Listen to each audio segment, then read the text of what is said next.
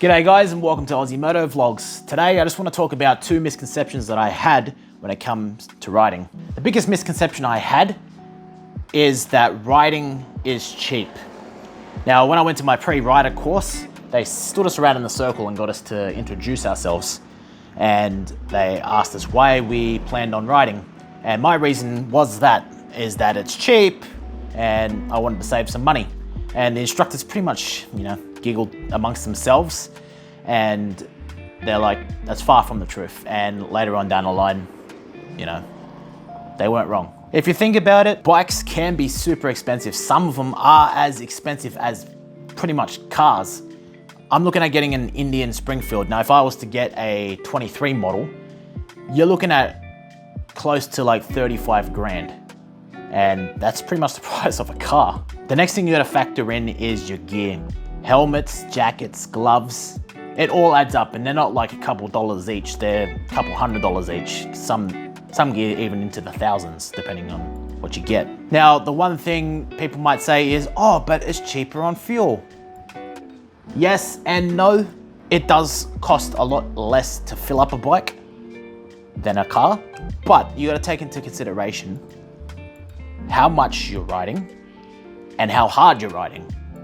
If you're riding the bike a lot, you're gonna have to fill up the bike multiple times in a week, which will pretty much equal up to what you're putting into a car. And also the type of fuel you put in will be a factor as well. Obviously, better fuels are more expensive. That is a big misconception about the running costs of bikes and it all being very cheap. It's far from the truth. And the second misconception I had, I get reminded of this every single time I go to work, and this is actually one of the reasons why I wanted to do this video. And that is that any liquid, whether that being water or oil, on the road will make you slip out if you drive over it. It's preached a lot online to avoid it, which is true, but sometimes it is unavoidable. And I always had the misconception that if I had ridden over a puddle of water that was in a tunnel, for example, from the air conditioning unit, that the bike would, death wobble or like lose traction, slide out on me. And that's not true as well. The only real way that is going to happen is if you are like super aggressive in your movement. You don't want to be like jerking the bike around as you're going over, something like that, because that obviously runs the risk of losing your traction and sliding out. So if you hit the puddle of water or oil straight and true, confidence, you'll clear it. You'll go over it like it was never there. All right, I hope you enjoyed the video. That were my two biggest misconceptions I had. What were yours? Did you have any? Let me know in the comments below.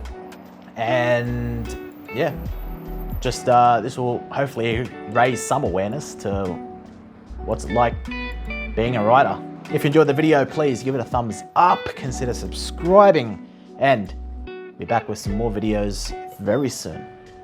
Till the next time, stay safe out there, don't do nothing stupid, and we'll catch back up with you. Hooroo. Hooroo. Hooroo.